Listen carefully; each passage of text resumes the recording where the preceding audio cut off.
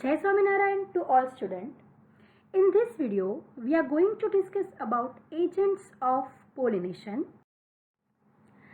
As you know, plants use two abiotic agents, that is wind and water, and one biotic agent, that is animal, to achieve pollination. Majority of plants use biotic agents for pollination. Only a small portion of plant use abiotic agent. Pollen grains coming in contact with the stigma is a chance factor in both wind and water pollination. So, to compensate this loss of pollen grains, the flowers produce enormous amount of pollen when compared to the number of ovules available for pollination. First, wind as a pollination agent. Pollination by wind is more common amongst abiotic pollinations. Wind pollination also requires that the pollen grains are light and non-sticky so that they can be transported in wind current. They possess well-exposed stamen so that the pollens are easily dispersed into wind current and large feathery stigma to easily trap airborne pollen grain. You can see in the diagram. Wind pollinated flowers have a single ovule in each ovary and numerous flowers packed into an inflorescence. Example, the corn cob. Wind pollination is quite common in the grasses. Next is a water as a pollinating agent. Pollination by water is quite rare in flowering plant and is limited to about 30 genera, mostly in monocotyledons. As you know that water is a regular mode of transport for the male gametes among the lower plant groups such as algae, bryophytes and pteridophytes. Particularly for some bryophytes and pteridophytes, their distribution is limited because of the need for water for the transport of male gamete and fertilization. Here we can take example of hyacinth and water lily. The flower emerge above the level of water are pollinated by insect or wind. Because we know that all aquatic plants are not use water for pollination, as I told you example hyacinth and water lily.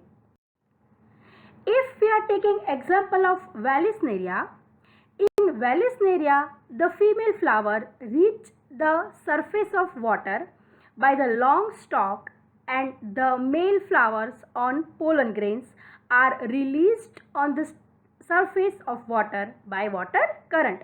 You can see in the diagram.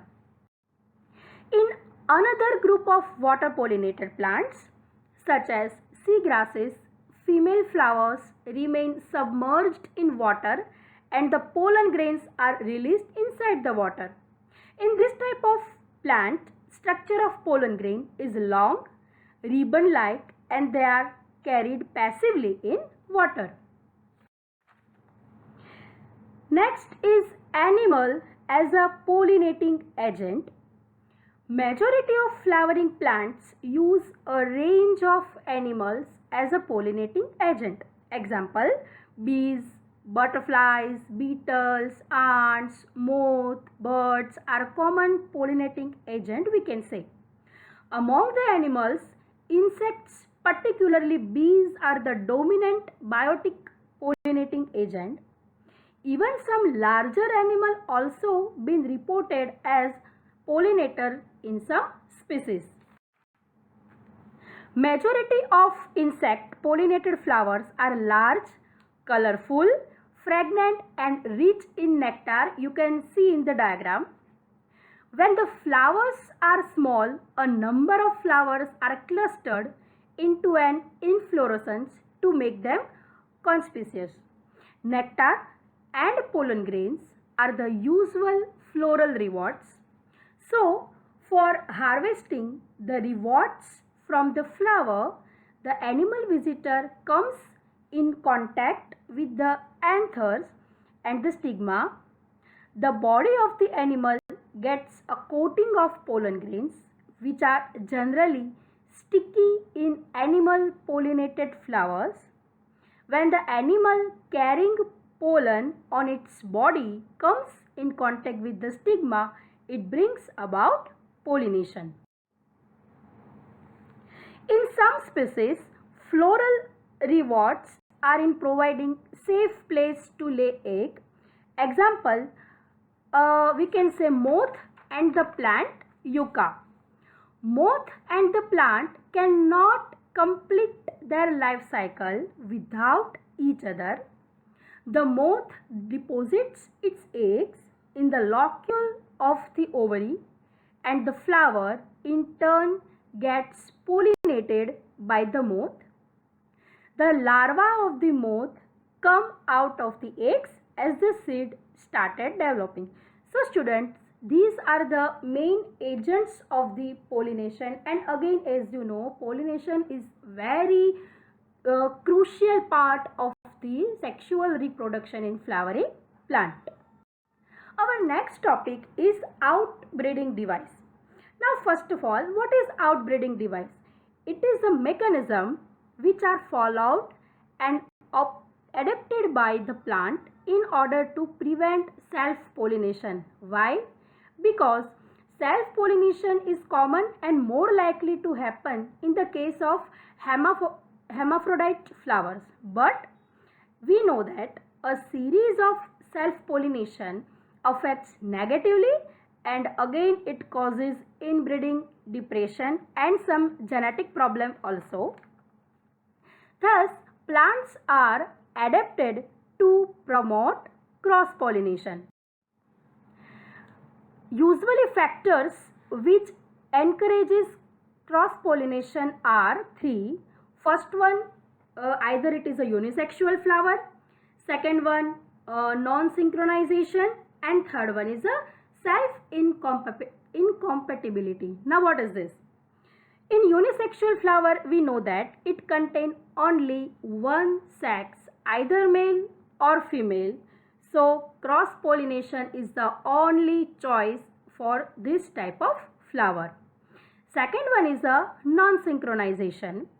Now, as we know that timing is very important for successful pollination.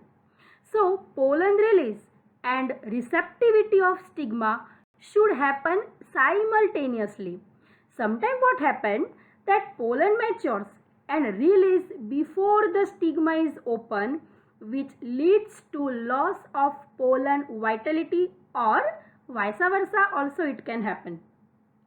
Third one is self-incompatibility.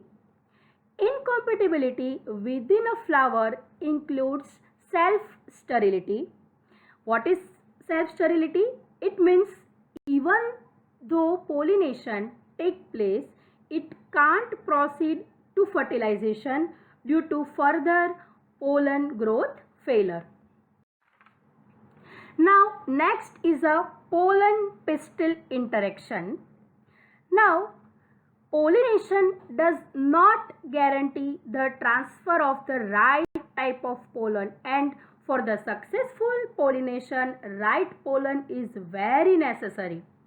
Often pollen of the wrong type land on the stigma. The pistil has the ability to recognize the pollen, whether it is of the right type, we can say compatible, or of the wrong type, we can say incompatible. If it is of the right type, the pistil accepts the pollen and promotes post-pollination events, leads to the fertilization. If the pollen is of the wrong type, the pistil rejects the pollen by preventing pollen germination on the stigma or the pollen tube growth in the style. Now students, we will discuss some diagram. Okay, You can see in the diagram, the pollen grains germinate on the stigma to produce a pollen tube through one of the germ pore. You can see in the diagram A. The contents of the pollen grain move into pollen tube. Pollen tube grows through the tissue of the stigma and style and reaches in the ovary. You can see in the diagram B and C. Now, you would recall our previous video. We have already discussed about the two-celled condition, that is vegetative cell and generative cell. So, in such plants, the generative cell divides and forms the two male gametes during the growth of pollen tube in the stigma. In plants which shed pollen in the three-celled condition, pollen tube carry the two male gametes from the beginning. You can see our previous diagram. Pollen tube, after reaching the ovary, enters the ovule through the micropyle and then enters one of the synergids through the filiform apparatus. Now you know that what is filiform apparatus, and for this I will give you advice that again you can watch our previous video. In our previous video I have discussed all these things, that is what is filiform apparatus, that generative cell, vegetative cell, so you can watch again. So many recent studies have shown that filiform apparatus present at the micropillar part of the synergids guides the entry of the pollen tube. So students, it is about all pollen pistil reaction, and we can say that all these events from pollen deposition on the stigma until pollen tubes enter the ovule are together referred to as a pollen pistil interaction. Now our next topic is artificial hybridization. Artificial hybridization is one of the major approach of crop improvement program. In such crossing experiment, it is very important to make sure that only the desired pollen grains are used for pollination and the stigma is protected from contamination. Why? Because I have already told you that right pollen is very important for the pollination. This is achieved by emasculation and bagging technique. Now what is emasculation? In bisexual flower, the process of removal of anthers before they destroy the pollen grains of a flower without affecting the female reproductive organ, it is called as a emasculation. You can see in the diagram. Now what is bagging?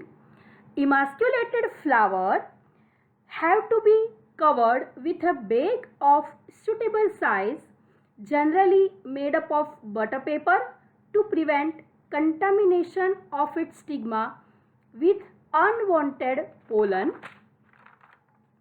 When the stigma of baked flower attains receptivity and mature pollen grains collected from anthers of the male parent are dust on the stigma, and the flowers are again rebagged and the fruits allowed to develop. If female parent produces unisexual flowers, there is no need for emasculation. So the female flower buds are bagged before the flowers open because it is unisexual. So in this type of flower, emasculation process is not necessary. When the stigma becomes receptive, pollination is carried out using the desired pollen and the flower again rebagged. So students, this is about pollination and outbreeding device and pollen pistil reaction and artificial hybridization. Now in next video, we are going to discuss about double fertilization and our last post fertilization event. Thank you. Jai Swaminarayan.